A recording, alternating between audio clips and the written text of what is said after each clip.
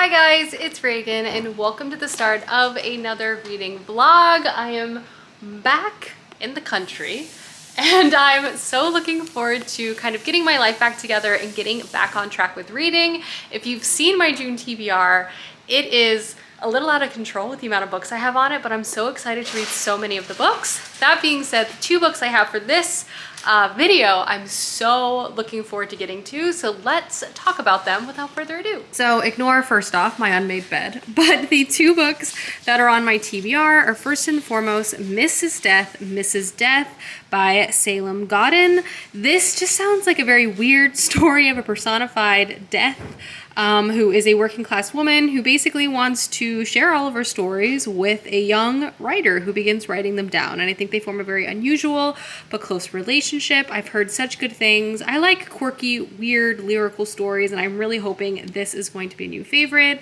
And then the other is a weird kind of thriller-oriented story about a woman who is a cartographer.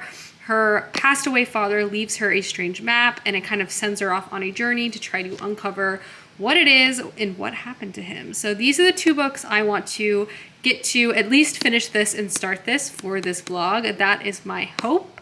But yeah, those are the books on the TBR. I feel like that was a very efficient overview. I'm rather proud of myself. But it is currently Wednesday. I've just finished up work for the day. I'm actually gonna start dinner. No real grand plans for the night outside of reading. Clay and I have watched most of Stranger Things. We're on the last episode, which we're gonna watch tonight, which we're looking forward to. But yeah, welcome to the vlog. It's gonna be a cozy, hopefully productive one, full of reading. Yes. My jam. So tonight, craving something comforting and something that's gonna reheat super well over the next couple of days. So I'm gonna make a yellow curry with potatoes, carrots, and chicken. I just put the rice on, so I'm gonna do all my chopping, and then it's time to watch Stranger Things.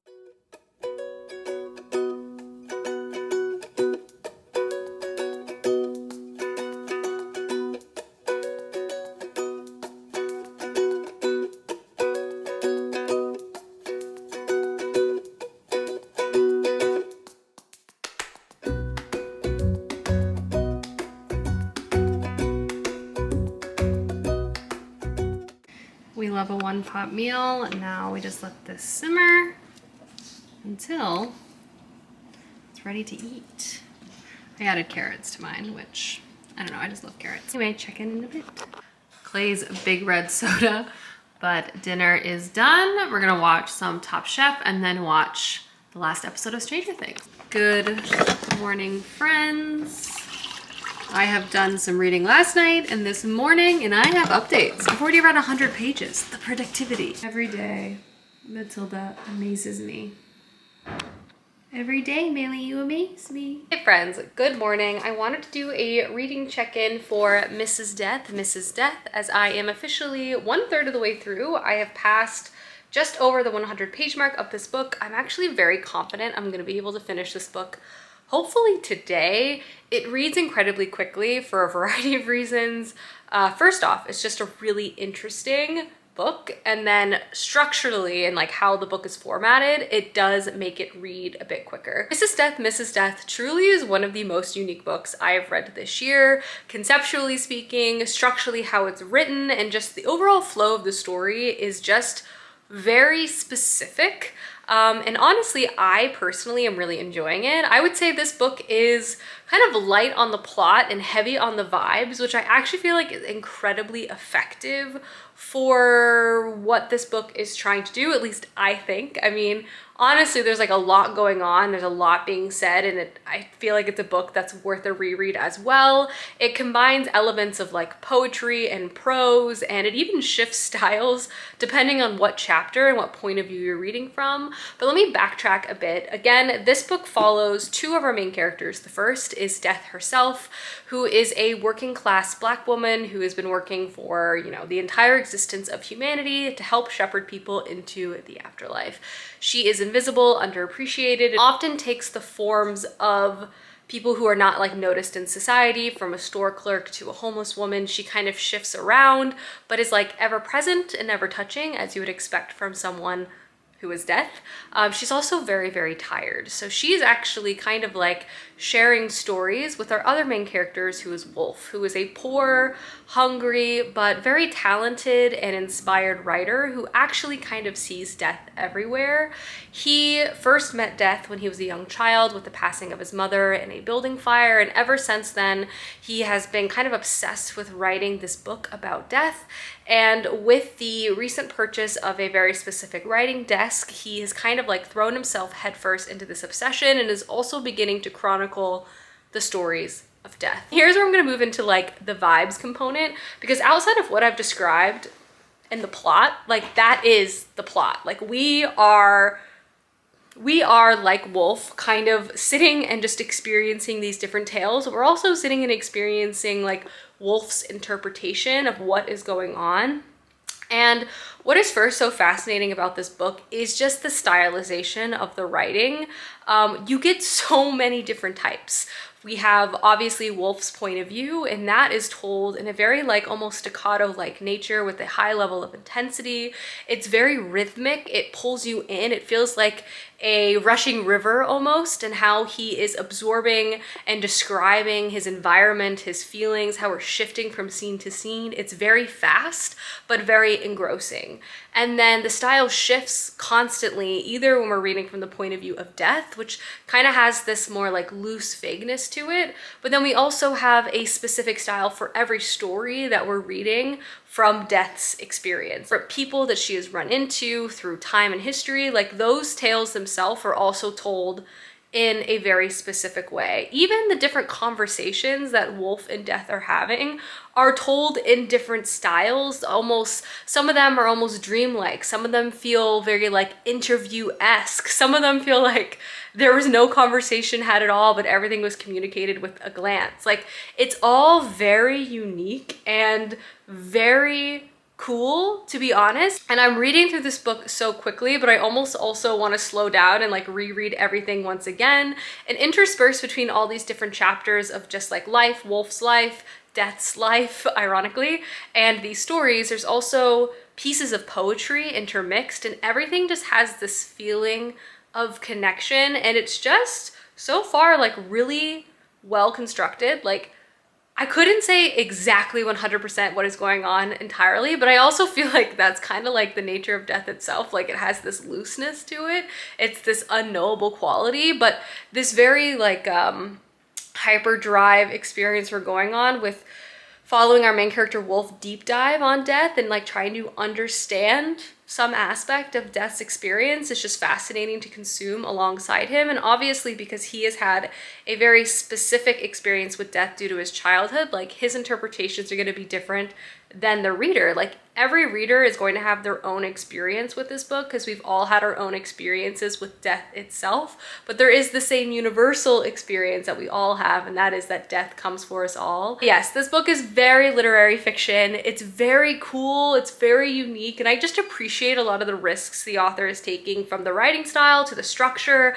Like there's a lot going on, and at the same time, like when you try to describe it, like technically not a lot has happened, but so much has happened at the same time. You know what I mean? But anyway, so far I'm really liking this book. It has just such an interesting vibe to it, and I'm reading it really fast. I mean, some of the pages are very short. Obviously the poetry is not super long, but I'm also just very enchanted by this book so far. It's just incredibly unique, and I'm liking it quite a bit. So that is that. I just wanted to give you my initial update and thoughts. For sure gonna be reading more today, but I'm gonna jump into doing some work and some chores around the house, but wanted to say good morning. I'm up, I'm dressed, look at us. Taking an email break, I just uploaded a YouTube video, and like, look at this. See, there's like parts of poetry, or rather, there are chapters of poetry in this book.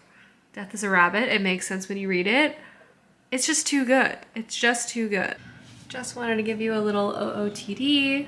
I love this dress. I've had this dress for many years. The reason why I love it is there's little strawberries on it. In other news, I'm about to make some lunch, but I just have to say, I wrote another 70 pages of Mrs. Death, so I'm about 170 pages in, over 50%. The book is incredible. Like, I really feel like I've read nothing like it, at least recently. Like structurally, the different formats, like how we're shifting from, even how the different stories are structured. We're shifting from like dialogue conversations. It's making me think, like it's emotional. It's just such a layered book. I feel like there's so much there to consume and unpack, and like the rereadability of it, impeccable.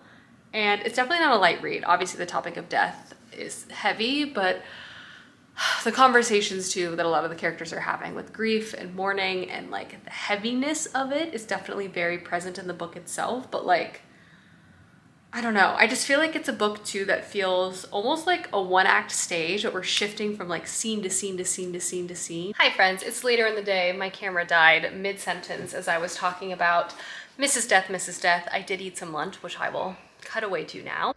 Made Mediterranean falafel salad bowls for lunch and started The Real Housewives of Dubai. I'm so excited for. Basically, I was just going on and saying that this book has just gripped me. It is super unusual, but the writing style is just, I'm like running out of adjectives, like unusual, unique, entrancing. But it's like, it's not even like lyrical. It has a more of like a rhythm, like it has a different type of rhythm that feels more urgent. It's full of emotion though, and just like the different styles that we encounter in this is just truly so good. And then kind of this blending of Wolf and Mrs. Death together is fascinating. So many chapters like bend my mind a little bit, and I stop reading and I have to like really sit and think about it. It's just really captured me a lot. And I think in terms of just being engaging, because it is so kind of peculiar, it makes you like want to keep reading, because I truly could not say what is going to happen next. So anyway, it is later in the evening. It's about 6 o'clock. I have finished up work for the day. I have The Real Housewives of New Jersey on. And Matilda is here. She just had dinner. There she is. And I think Clay is currently campaigning to get tacos for dinner, so we'll see if he is successful in that later on. But just gonna lay low tonight. We did not finish the last episode of Stranger Things because it's an hour and a half. We got about halfway through, so I think we're gonna finish that tonight. We're still a little jet lagged, so we're falling asleep kind of early. And my goal still is to actually finish this book tonight, and I think I'm gonna be able to, which makes me so happy, and I'll be able to start the Cartographers tomorrow. And my grand plans for tomorrow, outside of in the morning going to the DMV, love it, is just do some filming and stuff. So I'm hoping I'll have more time to read, but TBD. But anyway, just wanted to check in, finish up that thought, and maybe I'll be getting tacos later. I was convinced to get tacos. Guacamole cam. We ordered too many tacos. They look so good. We have finished Stranger Things. Isn't that right, Clay? What's your verdict? I really liked it. I'd say like 8 out of 10 for this season. Yeah. Like really fun. Probably my least favorite season, but still very, very good. It speaks more to the quality of the show that it's my least favorite than that it was a bad season. Hawkins crew for life. Yeah. It was just that some of the storylines I cared less about than the others, versus I feel like in the past I always felt very vested in all the storylines. Yeah. But not that I was like completely uninterested in any of them. I loved Max's character specifically in this season. I felt like a lot of what they explored with her, and then just like mental health in general, I thought was like a really cool. And then obviously, I don't know, my favorites are like Steve, Robin, Austin, that whole crew. So I really enjoyed seeing them. Great music, great vibes. It's just a fun show. Scary. Every time I'm such a wimp, because like every time I watch an episode, I have to take a break because I get too scared. But now that that's finished, I am now going to go and finish my book. So I was going to say bon appetit. That's not correct. Goodbye. Started my day at the DMV and the post office all before 9 a.m. or 10 a.m. I don't know, not that good. Just did a bit of filming, and I wanted to do an OOTD, just wearing some comfy shorts from Abercrombie, and then this black blouse from Doan, which I've had for many years. I have subsisted on donuts exclusively today, and it's been amazing. I've really decided to just lean into a treats lifestyle for today. And I'm actively trying to convince Clay to get lattes this afternoon, but we'll see if I'm successful. But I'm going to now wrap up Mrs. Death, give you guys my final thoughts and feelings on that, and then start the Cartographers. I'm gonna do some editing, and I have some other boring work stuff I have to do. Oh, actually, let me show you. I did hang some art last night. We hung these 2 paintings we picked up in Italy, which I think looks so nice there. Then in this hallway, which is dark right now, we hung this little hands print that we got professionally framed. Michael's was having a good sale. Then I might have already shown this, I can't remember, but I have my neighbor Totoro print, which we also got framed. I did this pink matting, which I think is so cute. Brings a lot of joy. All right, it's time to finish this guy, and I already have this book lined up over here for when I'm done, because we're just gonna move from one to the other.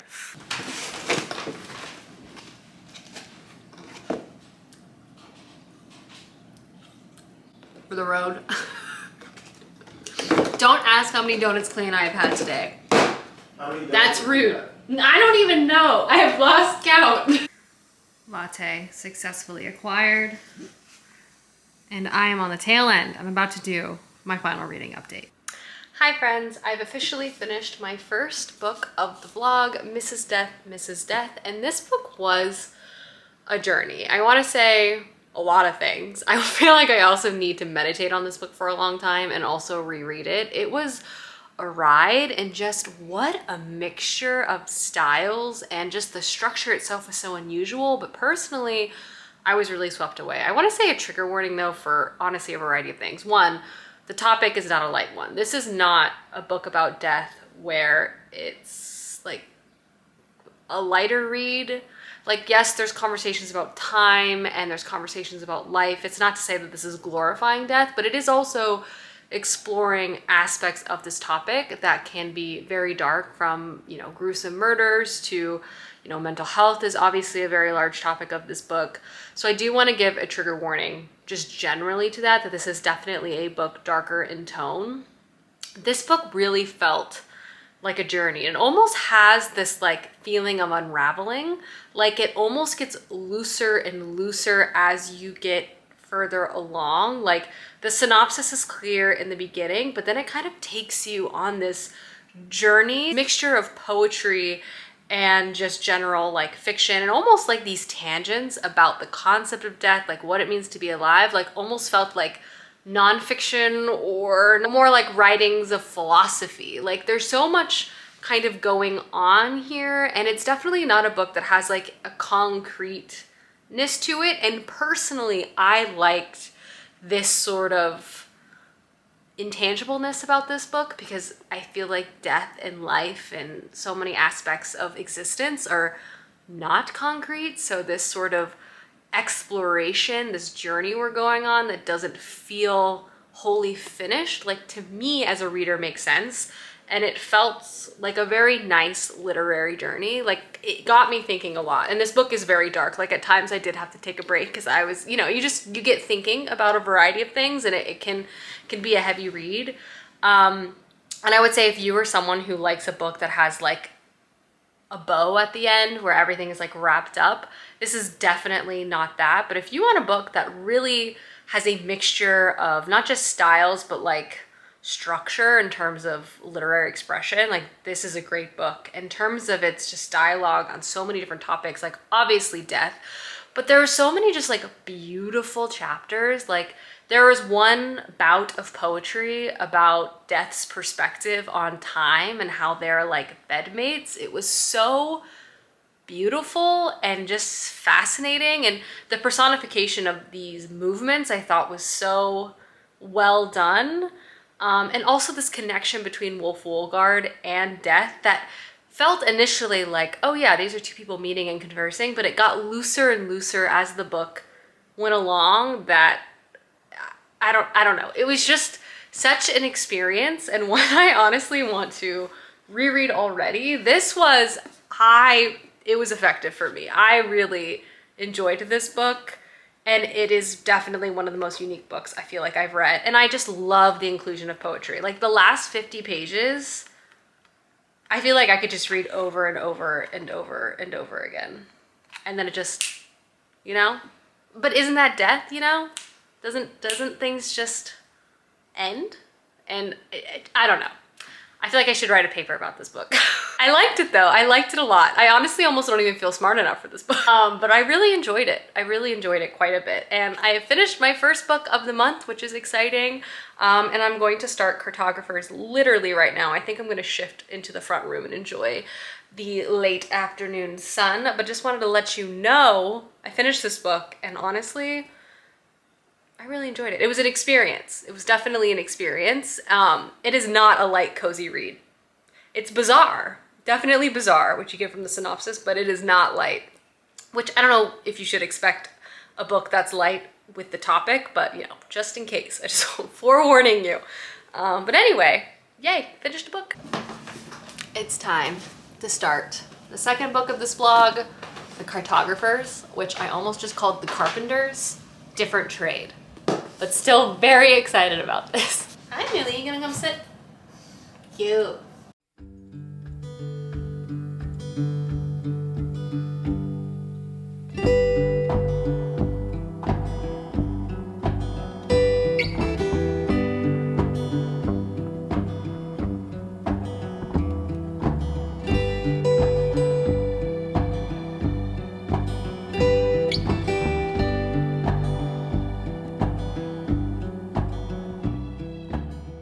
A visitor has come and we ordered Thai food and we're gonna find a bad movie to watch. Hello, friends. Tonight was really fun. Just hung out with my friend Emily. We watched some of this documentary about an art heist. It's like 9:30 now on a Friday night. Wild times in this household. Where did I put it? I put my book somewhere. Aha. But I'm now gonna sit in bed and read and then go to bed. I started The Cartographers before my friend got here. I only read, I wanna say like the first chapter, so I just have not read enough to really give you guys too much of an update. But I plan to read more now, and I will give you an update once I've read more, so I'm gonna get to it. Good morning, friends. It is thunderstorming outside. It is AM, so perfect reading weather. It's very dark, so I doubt you can see this, but starting the coffee. Just hanging out with my girl, a cup of coffee, and my book. Hi friends, so I have been doing some reading. I've also gotten dressed. We're actually about to head out here in a minute to go to a friend's 30th birthday party, which kind of makes me feel old. But I wanted to talk about The Cartographers, but I have passed the 100-page mark. I'm on page 107 of this book, and I'm really liking it. It's so far at least exactly what I was anticipating. And essentially, again, this book follows the main character Nell, and she is our cartographer. She went to school for it. She's really passionate about maps, and she got this passion actually from her father and mother, who are also both very famous cartographers. She and her father actually had a falling out about 7 years ago over a collection of like worthless maps. This kind of has turned her life upside down, as her father's super famous, so like no one will really touch her in the field. At the beginning of this book though, her father has actually passed away. As she's sort of sorting through and going through his things, she stumbles across the very map that kind of tore their relationship apart, that he deemed worthless. But as she begins to kind of investigate it and try to understand why he kept it, she realizes that every other version of this map has been stolen or destroyed in some capacity over the past like so many odd years, and this kind of sends her into this sort of investigation and conspiracy. And so far the book is really engaging. I was hoping it'd be like a sort of thriller centering maps, and that's definitely sort of the vibe that it's providing so far.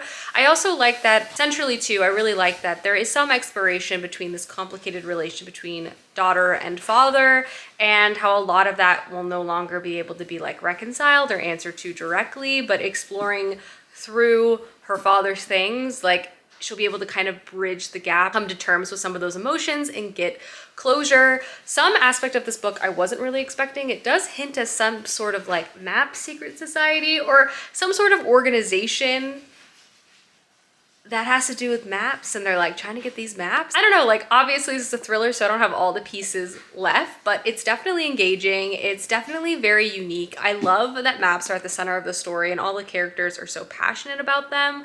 And I feel like, I don't know, just reading about characters that are passionate about something kind of rubs off on you, and I feel like I'm like learning new things. Like I've never really put much thought about maps before. Between going through the archives with our main character Nell and just people talking passionately about not only the artistic side of maps, but like the mathematic and scientific side of maps, it's cool. It's honestly very cool. And how that even has been translated to like the modern age. So yeah, I'm curious to see how this is going to play out. There seems to be like a lot of shadowy stuff happening behind the scenes. There's also pictures of the map throughout the book, which I find to be very effective because maps obviously are incredibly visual. So having that aid is very helpful, but the writing is engaging, the plot is engaging. I'm curious to see how the rest of it's going to unfold. I feel like this is a really original idea, so I don't know, I'm curious about it. And I love a secret society, I'll tell you what, I do. I love characters snooping through an archive. It gets me every time.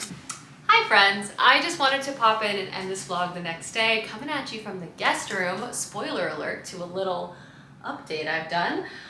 But I wanted to talk about the 2 books I was able to read for this vlog. Obviously, I did read the entirety of Mrs. Death, which is about 300 pages. I talked about this book at length. I think about this book a lot.